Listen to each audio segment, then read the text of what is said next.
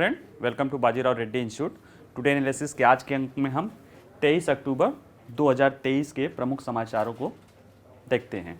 जब आज के हम प्रमुख समाचारों पर नज़र डालते हैं तो पहला एक है वैश्विक कर चोरी report 2024, global tax aviation report 2024। यह ईयू के यानी यूरोपीय संघ द्वारा ये उसके जो टैक्स डिपॉजिटरी द्वारा जो है या ऑब्जर्वेटरी द्वारा यह वैश्विक स्तर पे कर चोरी को ध्यान में रखते हुए पहली रिपोर्ट है। और इसमें जो वैश्विक स्तर पे कर चोरी होती है, जैसे आप लोग देख रहे होंगे कि कई सारे उद्योगपति ये समाचारों में रहता है कि वो यूरोपीय कंट्री या अन्य देशों में भारत को छोड़ के चले जाते हैं। तो ये घटना सिर्फ भारत के संदर्भ में ही नहीं है, ये घटना पूरे विश्व के संदर्भ में होती है। इसी तरह की और सारी चीज़ों को बता के ये रिपोर्ट लाई गई है। ठीक है, तो हम इसको समझेंगे क्योंकि ये जो हमारे वैश्विक स्तर पे जो फाइनेंशियल तंत्र है उसके मजबूती के लिए इसमें सुझाव दिए गए हैं और निश्चित रूप से उसका पार्ट भारत भी है। और भारत को भी इसी तरह के टैक्स इवेजन और या जो हाई वेल्थ एंटिटीज़ हैं या लोग हैं उनके बाहर चले जाने के कारण नुकसान होता है करों में, तो उसको लेके ये थोड़ा रिपोर्ट महत्वपूर्ण है। ठीक है, जो दूसरा है रिपोर्ट है वह है CTBT, व्यापक परमाणु प्रशिक्षण प्रतिबंध संधि, CTBT, comprehensive treaty on band. ये अभी चर्चा में इसलिए हो गया है क्योंकि रूस की संसद की जो निचली सदन है ड्यूमा, उसने जो रूस ने वर्ष 2000 में इस संधि को रेटिफाई किया था उसको अनरेटिफाई करने के लिए विधान पास कर दिया है। हालांकि अभी उच्च सदन में जाना है लेकिन वहाँ भी कोई दिक्कत नहीं आएगी, वो पास हो जाएगी। ठीक है, तो ये चर्चा में है। तीसरा है केंद्र सरकार ने PM आवास योजना ग्रामीण के लिए जो अपना टारगेट था, पहले 2022 तक का टारगेट था, बाद में कोरोना और इस तरह की चीज़ों को देखते हुए सितंबर 2023 था, जिसे बढ़ा के अब दिसंबर 2023 तक है। और वो टारगेट क्या है कि ग्रामीण क्षेत्र में जितने भी कच्चे आवास हैं या जिनके पास जो पक्के आवास में नहीं रह रहे हैं ऐसे लोगों को पक्का आवास दिलाना है। ठीक है, ये प्रधानमंत्री आवास योजना ग्रामीण का ये लक्ष्य है। ठीक है, चलिए आइए देखते हैं। देखिए ऐसे अमीर हैं, ये तस्वीर बताती है हजारों वर्ड से ज़्यादा। जैसे देखो ये अमीर आदमी है और यहाँ पे है ये अपना भाग रहा है पैसा लेके। तो ये परिघटना जो हम यहाँ तस्वीर में देख रहे हैं ये भारत के संदर्भ में दिखाई देता है और ये दुनिया के सभी देशों में यही चीज़ें, लगभग सभी देशों में ये चीज़ें दिखाई देती है। क्योंकि ये कह सकते हो कहीं ना कहीं, कुछ लोग तो कहते हैं ह्यूमन टेंडेंसी है, हालांकि इस रिपोर्ट में कहा है कि इसको ह्यूमन टेंडेंसी से ज़्यादा जो टैक्स सिस्टम है, वैश्विक टैक्स सिस्टम जो विभिन्न देशों के अपने अपने सिस्टम को मिल के बना हुआ है, उसकी कमियों को उजागर करता है। ठीक है, तो जहाँ तक चर्चा में क्यों है, क्योंकि ये रिपोर्ट पहली बार वैश्विक कर चोरी रिपोर्ट 2024 प्रकाशित की गई है यूरोपीय संघ द्वारा, है ना। यूरोपीय संघ द्वारा ये रिपोर्ट प्रकाशित की गई है और इसमें पहले के जैसे दो व्यवस्था थी, एक वैश्विक जानकारी का स्वचालित आदान प्रदान बताया गया है कि ये सफल रहा है। दूसरा, विदेशों में कर चोरी जारी है क्योंकि बहुराष्ट्रीय कंपनियों पर जो एक न्यूनतम कर की असफलता थी, यानी मिनिमम अल्टरनेटिव टैक्स जो लगाया गया था वैश्विक स्तर पर 2012, उसकी कमियों को बताया है। और अंत में इसने सुझाव दिया है कि जो दुनिया के जो अमीर लोग हैं, जो वेल्दीएस्ट पीपुल हैं, उनके नेटवर्थ पे अगर 2% का कर लगा दिया जाए तो हमें इस समस्या से मुक्ति मिल सकती है और जो टैक्स इवेशन के कारण जो हमें कर की हानि होती है उससे भी लाभ मिल सकता है। और ये जो राशि आएगी वो बहुत बड़ी मात्रा में हो सकती है, जिसका कहीं ना कहीं जो सरकारों को या देशों को कर चोरी के कारण नुकसान होता है वो हम इससे भरपाई कर लेंगे। चलिए इसको समझते हैं। इसको समझने के पहले मेरे ख्याल से YouTube पे एक अमेरिकन नागरिक हैं, शायद वो चाइना के हों या साउथ कोरिया के हों, देखने से तो ऐसे ही लगता है, बड़े उद्योगपति, बड़े बिजनेसमैन हैं। उनके वीडियोस फाइनेंशियल जो मार्केट के बारे में, तो उन्होंने कहा कि मैं कुछ नहीं करता हूं, मैं केवल टैक्स बचाता हूं, मेरा काम टैक्स बचाना है। ये उनकी बात नहीं। जैसे उन्होंने कहा कि जो बुद्धिमान आदमी होते हैं वो कुछ नहीं करते हैं, वो सिर्फ टैक्स बचा लेते हैं। जैसे आप इसको समझिए कि भारत में जो एक जो बड़े टैक्स हैं उसमें लगभग जो 1 करोड़ के या उसके ऊपर के टैक्स हैं और उससे नीचे से भी शुरू हो जाते हैं, या जो कॉरपोरेट टैक्स हैं वो लगभग 30% प्लस वो लेके 34-35% के आसपास टैक्स बनता है। तो जो इस तरह के अमीर लोग हैं, ऐसा ही लगभग दुनिया के अन्य देशों में भी है, जो विकसित देश हैं 20% के आसपास 22% के आसपास टैक्स होता है। ऐसे में जो अमीर लोग होते हैं वो क्या करते हैं कि जैसे अब वो कह रहे हैं ना, तो वो क्या करते हैं कि जो टैक्स लॉ में विभिन्न तरह की छूट दी हुई थी, जो लूप होल्स रहते हैं, उसका फ़ायदा उठा के वह कर को देने से बचते हैं।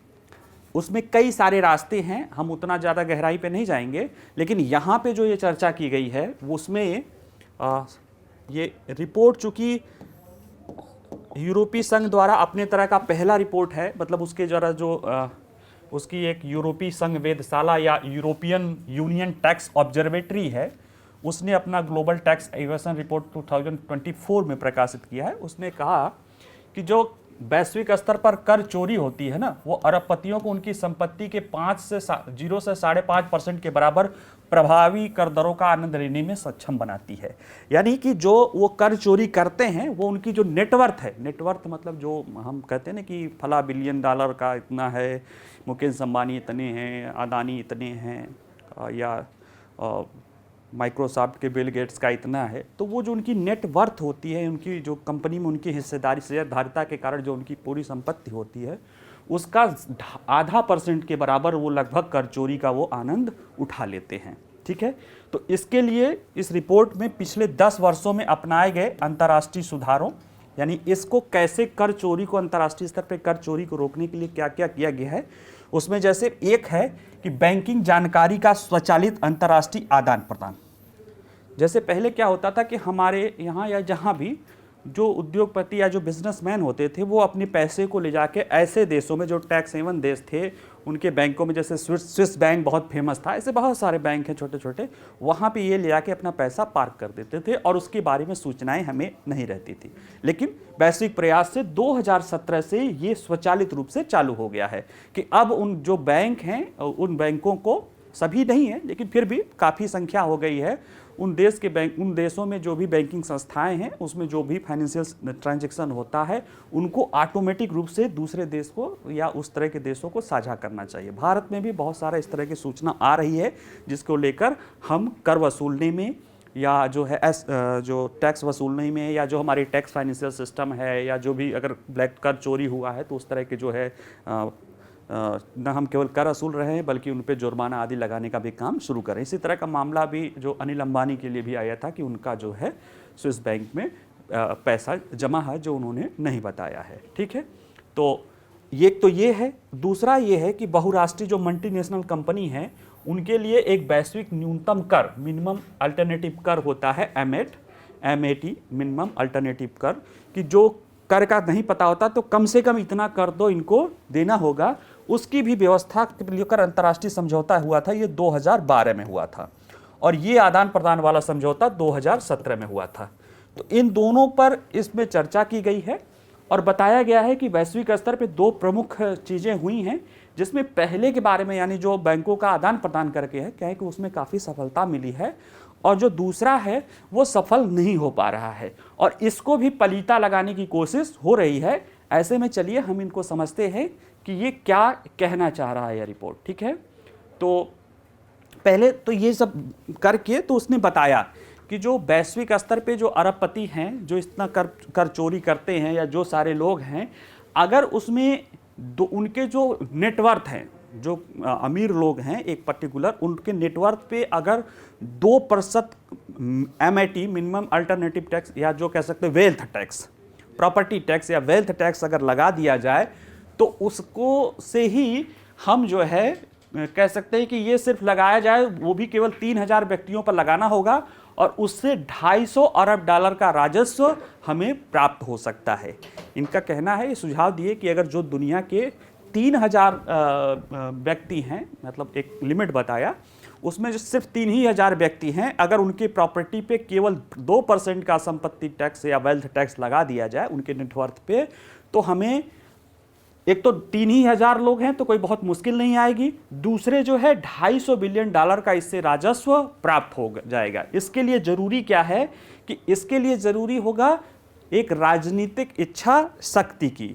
ये सुझाव देते हैं जैसी राजनीतिक इच्छा शक्ति बैंकों के आदान प्रदान के क्रम में देखी गई, अगर उस तरह की राजनीतिक शक्ति अगर अपनाई जाए, राजनीतिक इच्छा शक्ति यानी देशों के सरकारें उस तरह की इच्छा शक्ति दिखाएं, तो ये बहुत मुश्किल नहीं है, क्योंकि 3,000 ही लोग हैं और इन पे 2% का टैक्स लगा के $250 अरब प्राप्त भी किया जा सकता है। और इनसे 2% का संपत्ति टैक्स भी लेना कोई बहुत ज़्यादा नहीं है, क्योंकि ये आधार बताते हैं कि 1995 से लेके आज तक इन जो अरबपति हैं, जिन्हें बोलते हैं बिलियनरीज, इनकी संपत्ति लगभग 7% के दर से बढ़ रही है। तो जब वो 7% की दर से उनकी संपत्ति बढ़ रही है, तो अगर 2% उसमें कर भी ले लेते हैं तो कोई समस्या नहीं होगी। बाकी चलो आप यहाँ से वहाँ जहाँ मर्जी चोरी करो, ठीक है। 3,000 लोग हैं, उनमें से 2% पे टैक्स ले लो। लेकिन ये कहते हैं कि इसके लिए राजनीतिक इच्छा शक्ति की ज़रूरत होगी, क्योंकि ये जो 3,000 लोग हैं ना, ये एक्चुअल में दुनिया के जो भी फाइनेंशियल सिस्टम है उसको संचालित करने वाले हैं, उसमें जो है अपनी बहुत महत्वपूर्ण भूमिका अदा करने वाले हैं। और कई सारे देशों में ये सरकारी चंदा को भी बहुत फंडिंग भी करते हैं, और जो भी राजनीतिक दल होते हैं, जो भी सत्ता में होते हैं, उनका इनको फेवर करने का अपना एक व्यवस्था रहती है। तो ये थोड़ी इसके लिए ज़रूरत है एक राजनीतिक इच्छा शक्ति की, ठीक है। अब इस क्रम में ये कहते हैं, ये सुझाव तो दे देते हैं, इसके दौरान ही वो शुरू के ये कहते हैं कि ये सफल हो सकता है। क्यों?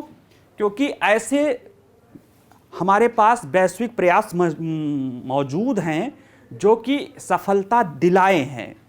जैसे कि अब ये सुझाव दे रहे हैं वैश्विक स्तर पे, तो ये एक प्रश्न होता है ना कि क्या ये सफल होगा। तो इन्होंने बताया कि ऐसे चीज़ें उपलब्ध हैं, ऐसे उदाहरण हमारे पास उपलब्ध हैं जो ये बता सकते हैं कि ये सफल हो सकता है। जैसे इसके लिए इन्होंने बताया कि बैंक का जानकारी जो है आदान प्रदान को लेके जो हुआ था, बैंक जानकारी का स्वचालित आदान प्रदान, ये व्यवस्था 2017 से लागू हुई थी। और ये इसकी सफलता बताती है कि इसकी सफलता की जो कहानी है वो बताती है कि अगर राजनीतिक इच्छा शक्ति रहे तो इसे लागू किया जा सकता है। जैसे इसके द्वारा अपतटीय कर चोरी, अपतटीय मतलब ऑफशोर, ऑफशोर क्या होता है, जैसे भारत है तो भारत के सीमा के बाहर के देश, यानी विदेशों में जो कर जमा हो जाता है, जो विदेशों में भाग जाते हैं, एक तरह से कह सकते हो कि जो विदेशों में पलायन हो जाता है ना। यहाँ का उद्योगपति कहीं विदेश का नागरिक हो गया तो अब वहाँ के कर सीमा में आ गया, ठीक है। तो इस तरह की चीज़ें होती हैं। या कहीं आप देख रहे हो कि बड़े बड़े उद्योगपति ने लंदन में या बहुत सारे ऐसे देशों में बड़े बड़े प्रॉपर्टीज़ दुबई में कर लिए, यहाँ पे प्रॉपर्टीज़ कर लिए। तो अभी देखेंगे कि वो क्यों ऐसा कर रहे हैं, ठीक है। चलिए, और ये रिपोर्ट इसमें ये बताया कि 2023 तक, यानी 17 में लागू हुआ, 2023 तक 100 से अधिक देशों ने सामान्य रिपोर्टिंग मानक के हिस्से के रूप में, यानी 100 से देश इसमें शामिल हैं, उसमें उन्होंने सामान्य रिपोर्टिंग के तहत विदेशी कर अधिकारियों को, दूसरे कर अधिकारियों को गैर निवासियों की जमा राशि पर जानकारी का आदान प्रदान किया। जैसे हमारे यहाँ कोई विदेशी आके जो हमारा निवासी नहीं है, अगर वो हमारे यहाँ आदान प्रदान करता है वित्तीय तंत्र का, तो हमारा बैंकिंग सिस्टम, चूँकि हम इससे जुड़े हुए हैं, हम जिस देशों का रहेगा उन देशों को सूचना दे देते हैं।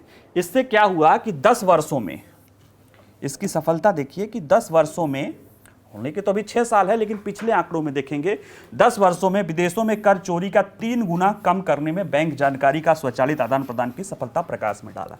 कैसे, वो बता रहे हैं कि जैसे इसने कहा कि इसके उपाय के लागू होने के पहले, ठीक है, इसको लागू होने के पहले जो टैक्स हेवन देश थे, हेवन माने स्वर्ग होता है, तो कर तो कष्टदायक होता है कि भाई आप 100 रुपए कमाए, कोई आपसे 10, 20, 30 रुपए ले लेगा तो आपको तो कष्ट होगा।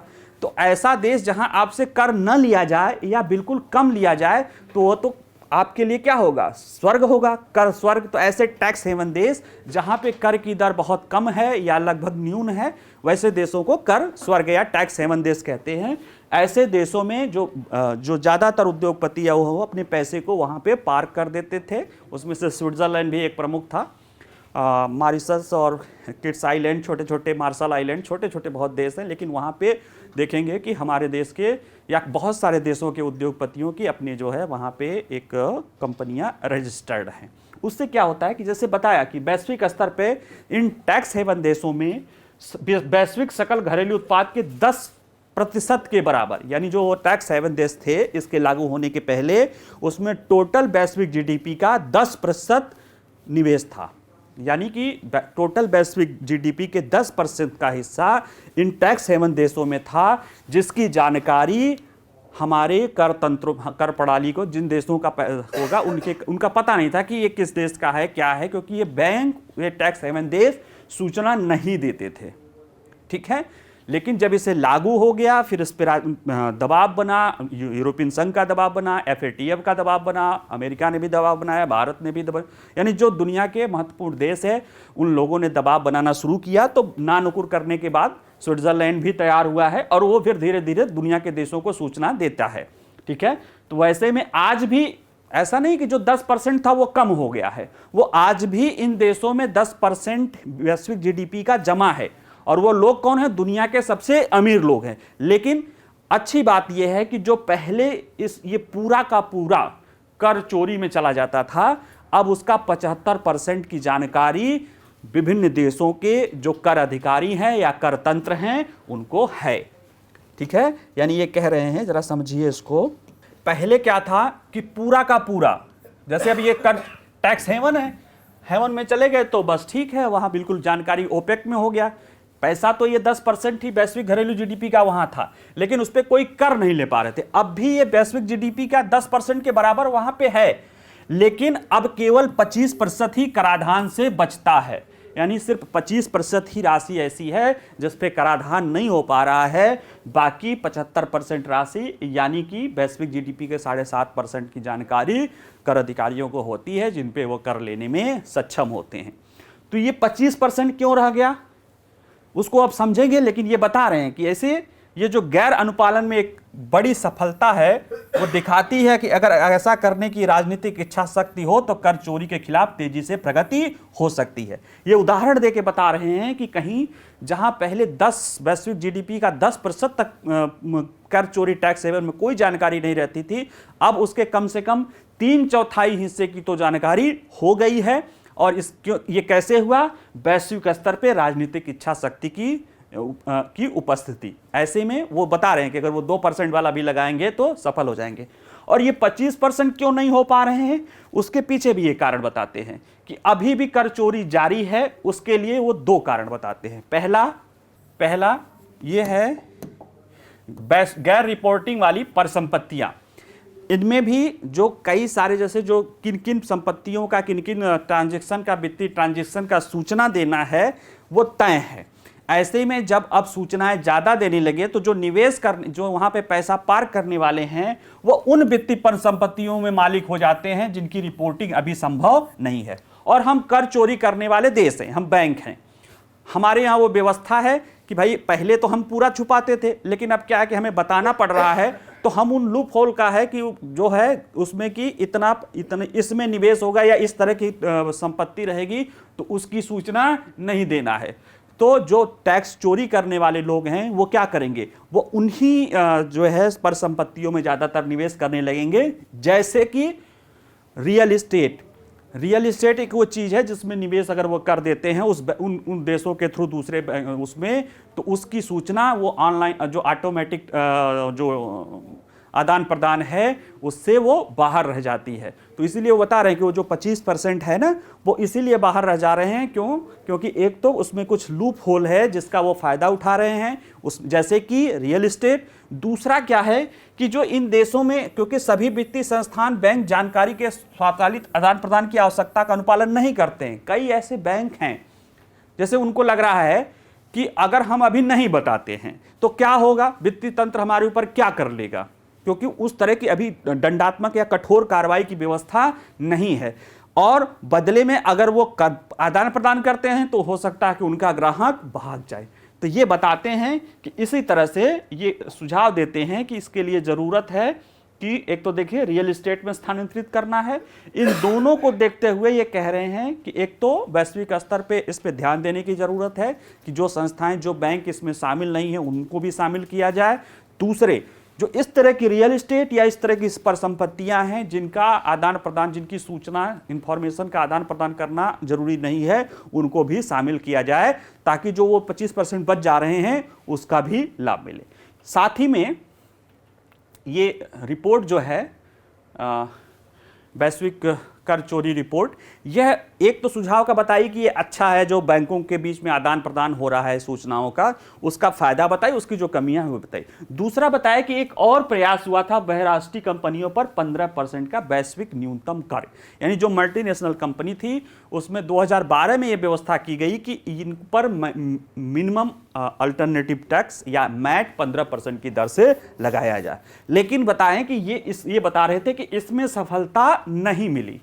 वो तो 100 देश ही अपनाए तो उसमें सफलता मिल गई। इसमें जो है 15% को 2012 में लागू किया गया था और 140 देशों द्वारा अपनाया गया, लेकिन यह निराशाजनक रहा। क्यों निराशाजनक रहा?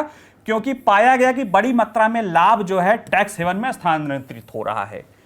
जो 2012 में आया था उसमें जो कंपनियों को लाभ मिल रहा था, लाभ पे ही टैक्स था कि लाभ पे अल्टरनेटिव टैक्स होता है, तो वो क्या कर दे रहे थे, वह अपने लाभ को ऐसे देशों में दिखा दे रहे थे, ऐसे फर्जी कंपनियां बना रहे थे, सेल कंपनियां रजिस्टर्ड कर दे रहे थे जहां पे वो अपने लाभ को दूसरे देशों में भेज देते थे और उस पे वहां पे वो टैक्स से बच जाते थे। पहला तो ये, और 2022 में ही लगभग $1 ट्रिलियन को टैक्स हेवन में स्थानांतरित कर दिया गया है।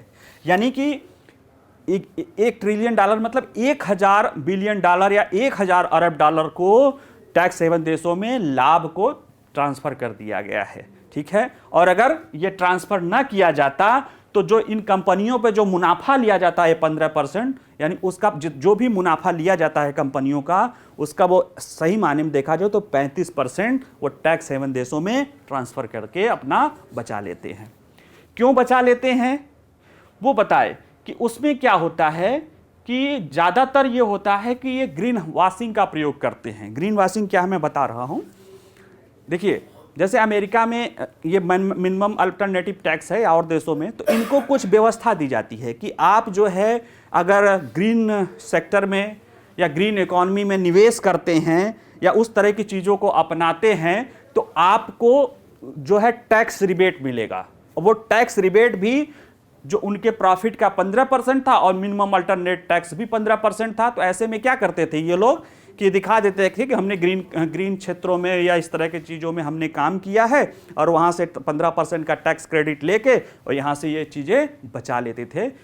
ये अगर वाकई में वो करते रहते, अगर वाकई में ग्रीन टेक्नोलॉजी या ग्रीन इंफ्रास्ट्रक्चर या विकासशील देशों में वो जो है कार्बन कैप्चरिंग या इस तरह की चीज़ें या इस तरह की प्रौद्योगिकी लाते जो जलवायु परिवर्तन के लिए उपयोगी होती, तो उसमें कोई बुराई नहीं थी। लेकिन वो ग्रीन लाते नहीं थे, ग्रीन वॉशिंग कर देते थे। क्यों? क्योंकि ऐसे कंपनियां, ऐसे फर्जी कागजात, ऐसी चीजें दिखा देते थे जो वास्तव में ग्रीन दिखती थी लेकिन वो ग्रीन होती नहीं थी। तो एक तो उससे वो ग्रीन का लेकर लाभ लेते थे, दूसरा उससे ये टैक्स चोरी कर लेते थे। ठीक है, तो और इसमें एक चीज और उनको ये बता रहा है कि इसमें एक चीज और प्रभावी हो जाता है, वो होता है कि अनेक देश, कई ऐसे देश हैं जो अपने यहाँ कह सकते हैं कि आक्रामक कर नीति अपनाते हैं। जैसे आक्रामक कर नीति क्या है समझिए कि कोई देश है, कोई देश ए, कोई देश बी। ए देश का नागरिक है, बी वाला जो देश है अपने यहाँ ये कहा कि अगर कोई बाहरी नागरिक हमारे यहाँ निवेश करता है तो हम कर की दर वो अपने लोगों के लिए भले 20% रखा हो, लेकिन कहता है अगर कोई बाहरी हमारे यहाँ आएगा तो हम कर की दर 5% रख देंगे, 7% रख देंगे, 0 कर देंगे। तो फिर क्या होगा, इधर के लोग जो है अपने पैसे को वहाँ लाके पार्क करना शुरू कर देंगे क्योंकि वहाँ पे कर की दर नहीं है। लेकिन ये कहता है कि ये अंत में पूरे नुकसान होगा। क्यों? क्योंकि फिर ए वाला भी क्या करेगा, फिर उस देश और अपने यहाँ कर देगा कि दूसरे के देश हमारे यहाँ ऐसे करें तो वहाँ के भी लोग इधर, और इस तरह से जो इन लोगों को जो पैसा पार्क करते हैं या कर चोरी करते हैं, इनको कोई ना कोई देश मिल जाता है या ज़्यादातर देश मिल जाते हैं जिसमें वो टैक्स छूट या इस तरह के लाभ का लेकर अपना कर चोरी करने में सक्षम हो जाते हैं। इसलिए कह रहा है कि ये बात ये नहीं है कि लोग कर चोरी करना चाहते हैं, बात ये है कि उनको वो विकल्प उपलब्ध है। अगर वो विकल्प उनसे हटा लिया जाए तो शायद वो कर चोरी नहीं कर पाए। इसलिए कह रहा है कि जो दुनिया के बिलियनरीज हैं उन पे सिर्फ उनका जो साल का वेल्थ, जो टैक्स बढ़ता जो वेल्थ है, उसी पे 2% का सिर्फ टैक्स लगा दो, जिसमें से सिर्फ 3000 लोग हैं, उन्हीं पे लगाना है, तो बहुत अकाउंटिंग भी नहीं करना पड़ेगा। और जब वहीं पे लग जाएगा, वो कहीं के भी हों, वो ऐसी व्यवस्था बनाओ कि उन पे 2% टैक्स लग जाए, तो वो आपको ओवरऑल देखेंगे तो अभी जैसे 250 अरब डॉलर दिख रहा है ना, तो वो 250 अरब डॉलर के आसपास आ जाएगा। और जो मान लिया 1 ट्रिलियन डॉलर वो छुपाए ही हैं, तो छुपा लो, उसका 25% तो वैसे ही आ जाएगा। तो कुल मिला के ये होता है ना कि यहाँ से बचते जाओ, वहाँ से बचते जाओ, अंत में अपनी जो आपका नेटवर्थ है उसी पे ये टैक्स लगाने की बात है। हालांकि ये कहना आसान है, इसको लेके कितनी राजनीतिक इच्छा शक्ति चाहिए, क्या चाहिए, इसको लेके मैं कह सकता हूं कि अभी उस तरह का माहौल, क्योंकि जो ये लोग होते हैं ना, जो 3000 कहने के लोग हैं, लेकिन इनका किसी भी देश की राजनीति में बहुत महत्वपूर्ण योगदान होता है। कई तो ऐसे इतने बड़े नेटवर्थ वाले होते हैं कि उनका तो कई छोटे छोटे देशों के जीडीपी से ज़्यादा योगदान होता है। लेकिन फिर भी अगर दुनिया के देश, प्रमुख देश आपस में मिल के अगर फैसला कर लें कि इसको रोकना है तो रोका जा सकता है। ऐसा उदाहरण इसने किया है। ठीक है, चलिए अब अगला देखते हैं हम। अगला है व्यापक परमाणु परीक्षण प्रतिबंध संधि, comprehensive nuclear test ban treaty. ठीक है, तो ये देख लीजिए चर्चा में क्यों है, क्योंकि अभी 18 अक्टूबर को ही, यानी जो रूस की संसद है उसकी निचली सदन ने, ड्यूमा बोलते हैं, उसने जो है एक विधेयक या प्रस्ताव पारित किया है जिसके तहत रूस जो सीटीबीटी को, comprehensive nuclear test ban treaty है, इसको जो रेटिफाई किया था उस रेटिफिकेशन को वापस ले लेता है। मैं समझाता हूं क्या है, लेकिन अभी ये है, इसलिए चर्चा में आ गया है। ठीक है, तो वैश्विक परमाणु परीक्षण प्रतिबंध संधि क्या है? ये संधि एक्चुअल में, जब इसको समझने के लिए पहले समझो कि संधि वैश्विक स्तर पर परमाणु प्रसार रोकने के लिए प्रयास किया हुआ था। पहला जो परीक्षण हुआ था वो अमेरिका ने किया था मई मेरे ख्याल से मई 1945 में। उसके जस्ट 1-2 महीने के अंदर ही वो हिरोशिमा और नागासाकी पे परमाणु विस्फोट हो जाता है। जब वो परमाणु विस्फोट होता है तो दुनिया में एक तरह से ना कि आपकी खतरे को, आभास को देख के जो है वो एक चिंता पैदा होती है। फिर उसको लेके वहाँ से धीरे धीरे जो है, ख़ास तौर से भले शीत युद्ध चल रहा होता है, लेकिन अमेरिका और रूस ने, क्योंकि वो काफ़ी परमाणु परीक्षण कर चुके होते हैं, तो उन्होंने प्रयास करना शुरू किया कि कैसे दुनिया को परमाणु परीक्षण करने से रोका जा सके। उसमें पहले एक कह सकते हो कि पार्शियल बैन ट्रीटी आया था, जिसमें जल में, आकाश में, ज़मीन पे परमाणु परीक्षण को रोका गया था, लेकिन ज़मीन के अंदर नहीं था, इसलिए वो बहुत सफल नहीं हो पाया। फिर उसके बाद एनपीटी आता है 1968 का, न्यूक्लियर प्रोलिफरेशन ट्रीटी। वह नाभ की अप्रसार को रोकने के लिए कह सकते हो कि अभी तक का सबसे महत्वपूर्ण ट्रीटी रहा है। हालांकि उसका भारत जो है हस्ताक्षर करता नहीं है, उसमें शामिल नहीं है। क्यों? क्योंकि भारत कहता है कि उसमें एक व्यवस्था है एनपीटी में, वह परमाणु शक्ति संपन्न और गैर परमाणु शक्ति संपन्न, यानी जिन देशों के पास परमाणु बम है, 1968 का वो कट लाइन है, जब ट्रीटी के पहले जिन देशों ने अपना परमाणु शक्ति अपने को घोषित कर लिया है, उनको अपने बम के साथ रखने का अधिकार है। बाकी चीज़ों को उसको परीक्षण में, उसमें जांच में आएगा, अंतर्राष्ट्रीय जांच में आएगा। और जिन देशों के पास अभी नहीं है बम, वो परीक्षण नहीं कर सकते हैं, यानी उन पे रोक की बात करता है। यानी ये तरह से देखा जाए तो दुनिया को 2 तरह के देशों में, हैव नॉट, जिनके पास परमाणु बम नहीं है, और जिनके पास परमाणु बम है, उसमें बांटता है। और भारत कहता है कि ये भेदभावपूर्ण है, इसलिए वो इसको नहीं मानता है। ठीक, और जब भारत नहीं मानेगा तो पाकिस्तान को भी नहीं मानना है। ठीक है, तो इस तरह से एनपीटी वो है। जो उसके बाद जब शीत युद्ध खत्म होता है तो एनपीटी जो है वो प्लोरिफरेशन को रोकता है। प्लोरिफरेशन क्या होता है और उसके अब मैं बताता हूँ। न्यूक्लियर जो है नाभिकीय, जब असैन्य क्षेत्रों में काम किया जाता है तो उसको कहते हैं कि नाभिकीय सहयोग, उसका अलाउ है एनपीटी के तहत। और जब नाभिकीय प्रौद्योगिकी का उपयोग सैन्य चीज़ों में किया जाता है तो वो कहा जाता है कि नाभिकीय प्रसार या न्यूक्लियर प्लोरिफरेशन। तो एनपीटी जो है न्यूक्लियर प्रसार, सैन्य प्रसार पे रोकती थी, जो सैन्य उपयोग पे रोकती थी, यानी परमाणु बम बनाने पे रोकती थी, ठीक है।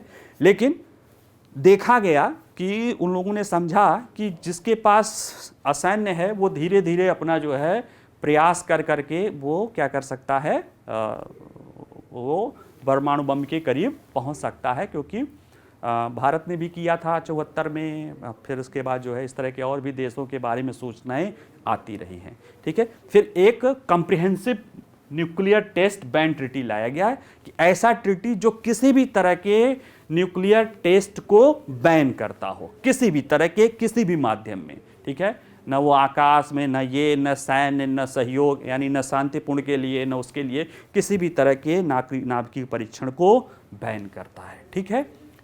ये लाया गया था 1996 में। हालांकि इसको 187 से ज़्यादा देशों ने इसमें शामिल किया, लेकिन ये सफल नहीं हो पाया। क्यों नहीं हो पाया उसको समझते हैं, और आज रूस ने वो रेटिफिकेशन क्यों वापस लिया है इसको भी समझते हैं।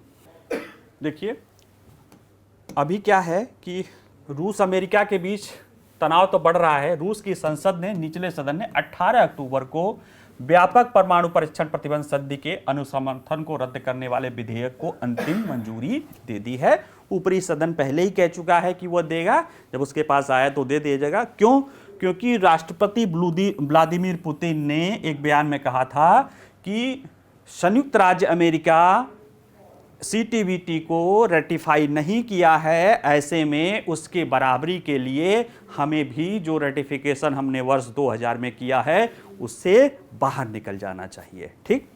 इसलिए जो है देखिए चेतावनी दी थी कि रूस संयुक्त राज्य अमेरिका द्वारा उठाए गए रुख को प्रतिबंधित करने के लिए, रेसिप्रोकलिटी ना वैश्विक संबंध में, कूटनीति में कहते हैं कि जैसा आप करोगे वैसा सामने वाला भी करेगा, उसको दिखाने के लिए ये जो संधि को मंजूरी देने के लिए वर्ष 2000 के फैसला है, इसको रद्द कर सकता। क्यों? क्योंकि उस समय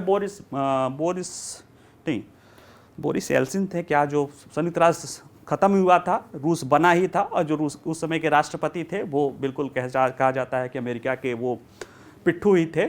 ऐसे में उस व्यवस्था को रूस खत्म करना चाह रहा है, रेटिफिकेशन। अब रेटिफिकेशन खत्म होने का मतलब यह है कि अब रूस परमाणु परीक्षण कर सकता है, ठीक है। तर्क क्या दे रहा है कि अमेरिका जो है परमाणु परीक्षण पर प्रतिबंध हस्ताक्षर करता तो है सीटीबीटी पर, लेकिन आज तक उसको इसने रेटिफाई नहीं किया है, और चूंकि रेटिफाई नहीं किया है इसलिए यह संधि लागू नहीं है। सिर्फ इसके लिए नहीं, और भी, जैसे सीटीबीटी जो कहती है वो ये कह रही है कि यह सीटीबीटी सैन्य और शांतिपूर्ण दोनों उद्देश्यों के लिए सभी परमाणु विस्फोटों पर प्रतिबंध लगाती है। इस तरह से देखा जाए तो ये तो बहुत अच्छी संधि है, क्योंकि ये किसी भी तरह के परमाणु विस्फोट पे प्रतिबंध लगाती है और नाभिकीय खतरे को न शांतिपूर्ण न उसके समाप्त करती है, ठीक। समझिए इसको, बात को। सैन्य और शांतिपूर्ण दोनों सभी परमाणु विस्फोट पर प्रतिबंध लगाती है। 187 देशों ने इस संधि पर हस्ताक्षर किए, 178 देशों ने इसका अनुमोदन किया है, लेकिन अभी 9 देश हैं जिसने इनका अनुमोदन नहीं किया है, और उन 9 देशों में से वो ही 9 देश हैं जिनको अनुसमर्थन इनको करना चाहिए। क्यों? क्योंकि यह संधि एक कहा गया था कि कानूनी रूप से लागू नहीं हो पाई, क्योंकि इसमें एक क्लाज है, मैं बता देता हूं, लिखा हुआ है इसमें क्लाज है कि यह संधि तभी लागू होगी जब रेटिफिकेशन हुआ था तो इसके अनुबंध तो सेक्शन 2 के तहत जो 44 देश हैं जिन्हों के पास उस समय नाभिकीय प्रौद्योगिकी थी, 9 के पास सैन्य और 35 ऐसे थे जिन्होंके पास असैन्य, तो वो 44 देश जब तक इस संधि को हस्ताक्षर और रेटिफाई नहीं कर देते हैं तब तक यह संधि लागू नहीं हो सकती है। तो उसी 44 में से 9 देश ऐसे हैं जिन्होंने इस संधि पे कईयों ने हस्ताक्षर कर दिए हैं, कईयों ने ना हस्ताक्षर किए हैं, न ही रेटिफाई किया है। जैसे अमेरिका हस्ताक्षर किया है, जैसे आप देखो इस चीज को, इसमें उत्तर कोरिया, भारत, पाकिस्तान CTBT पर हस्ताक्षर नहीं किए हैं। यानी भारत नहीं किया, भारत नहीं किया तो पाकिस्तान नहीं करा होगा, पाकिस्तान नहीं किया तो उत्तर कोरिया क्यों करने जा रहा है। इन 3 देशों ने इस पे हस्ताक्षर नहीं किए हैं, और जब हस्ताक्षर ही नहीं किए हैं तो रेटिफिकेशन की क्या बात है। बाकी चीन, मिस्र, ईरान, इजराइल और अमेरिका, इन देशों ने इस पे हस्ताक्षर तो किए हैं लेकिन रेटिफाई नहीं किया है। ठीक है, तो ये बातें हैं कि इस वजह से, क्योंकि इन देशों ने जो 44 देशों को जिनको हस्ताक्षर करना था, रेटिफाई करना था, वो रेटिफाई नहीं किए हैं, इसलिए ये चीज़ें हुई है। ठीक है, तो ऐसे में अब रूस कह रहा है कि जब ये संधि लागू ही नहीं है, चूंकि अमेरिका इस पर हस्ताक्षर करता है, वो करता ही नहीं है, तो हम क्यों इसको रेटिफाई करें, हम इससे भी बाहर हो जाएंगे। भारत क्यों नहीं करता है, क्योंकि देखिए इसमें हर तरह के परमाणु परीक्षण पे रोक है, लेकिन जिन देशों ने परमाणु परीक्षण कर लिया है, अब उसके डेटा के आधार पे वो कंप्यूटर सिमुलेशन के जरिए लैब में ही परीक्षण कर सकते हैं, जैसे कि अमेरिका, चीन या दुनिया के देश, भारत भी कर सकता है। इसीलिए भारत ने कहा कि हम नहीं करेंगे, क्योंकि ऐसा करने के कारण हमारा जो है परीक्षण का वो रोक सकता है। हालांकि अब भारत भी कर सकता है, लेकिन चूंकि यह संधि लागू ही नहीं है, इसलिए इसको लेकर कोई चिंता नहीं है। ये संधि के लागू होने से सफलता थी, भले लागू नहीं हुई, लेकिन इसको लागू करने के बाद आप देखेंगे तो 96 तक, जहां 1945 से लेकर 96 तक 2000 परमाणु परीक्षण किए गए थे, 1996 के बाद सिर्फ कह सकते हैं कि 10 परीक्षण किए गए हैं, जिसमें 2 भारत ने किए हैं, 2 पाकिस्तान ने किए हैं, बाकी 6 हमारा लाडला प्यारा राज दुलारा नॉर्थ कोरिया ने किया है। ठीक है, और इसलिए लोगों को अब लग रहा है कि अगर हम इस संधि को लागू नहीं करते हैं, इस संधि को अगर हम इस पे से रूस हट जाता है, तो भले रूस कह रहा है कि अमेरिका जब तक नहीं करेगा परीक्षण नहीं करेंगे, लेकिन अन्य देश इस पर इस तरह से रेटिफिकेशन से बाहर आने लगेंगे और फिर से वही परमाणु परीक्षण का खेल चलने लगेगा। ठीक है, अगला जो न्यूज है, केंद्र सरकार ने PM आवास योजना ग्रामीण, ये प्रधानमंत्री की एक कह सकते हो कि उनकी एक योजना रही है, जो कि पहले से चली आ रही इंदिरा आवास योजना का एक विकसित रूप है। इसका लक्ष्य है कि ग्रामीण भारत में जितने भी कच्चे मकान हैं, उन सभी को पक्का मकान उपलब्ध कराना है। ठीक है, चर्चा में क्यों है, क्योंकि 20 अक्टूबर को एक ग्रामीण विकास मंत्रालय एक पुस्तिका जारी करता है, उसमें ये कहता है कि इस लक्ष्य को पूरा करने के लिए, जो सभी के लिए मकान का लक्ष्य है, उसको करने के लिए उसे 3 महीने और बढ़ा रहा है, क्योंकि अभी जो सारे लक्ष्य कई सारे पूरे हो गए, थोड़े से हैं जो निर्माण की प्रक्रिया में हैं, इसलिए दिसंबर 2023 तक ये पूरी तरह हो जाएगा। ठीक है, जैसे देखिए कि अभी जो है 2,45,00,000 घर बनाए जा चुके हैं 30 सितंबर तक, और 2,95,00,000 घर बनाने का लक्ष्य है, तो जो 50 लाख का लक्ष्य है वो चल रहा है, और वो दिसंबर 2023 तक ये पूरा हो जाएगा। इसीलिए 3 महीने का सरकार ने ये चीज़ें बढ़ा दी है।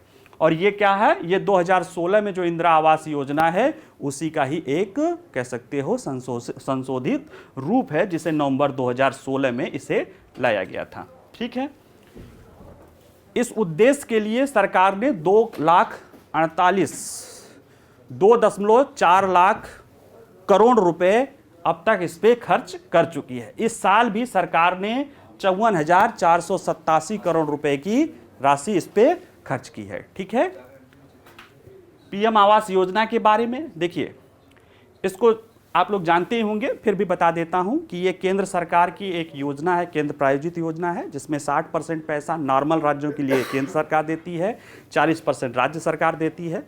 जो विशेष राज्य हैं वहाँ पे 90-10 का हो जाता है, केंद्र शासित प्रदेशों में पूरा का पूरा केंद्र सरकार देती है। इसका उद्देश्य है कि जो भी ग्रामीण क्षेत्र में जो भी कच्चे मकान हो, उन सबको पक्का मकान उपलब्ध कराना। इसमें जो महिलाएं हैं उनको भी ज़्यादातर संख्या, करीब 70% संख्या महिलाओं को दिया जाता है, और इसमें जो सामान्य उसमें मैदानी इलाकों में 1,20,000 रुपये निर्माण के लिए दिया जाता है, और जो विशेष समस्याग्रस्त क्षेत्र हैं या पहाड़ी क्षेत्र हैं वहाँ पे 1,30,000 दिया जाता है। साथ ही में जो काम करने वाले लोग हैं उनको 90 दिन का मनरेगा के तहत रोजगार भी दिया जाता है, तो नियर अबाउट 18,000 रुपये आ जाता है, और 12,000 रुपये उनको शौचालय निर्माण के लिए दिया जाता है। यानी देखा जाए तो लगभग एक काउंट ये हो जाता है कि 1,20,000 प्लस उनको 90 दिन का वो उसी में अपना मनरेगा की तरह रोजगार प्राप्त कर लेते हैं, और 12,000 रुपये शौचालय निर्माण के लिए दिया जाता है। ठीक है, इनका जहाँ तक चयन होने की बात है कि कैसे लोगों को चयन किया जाता है,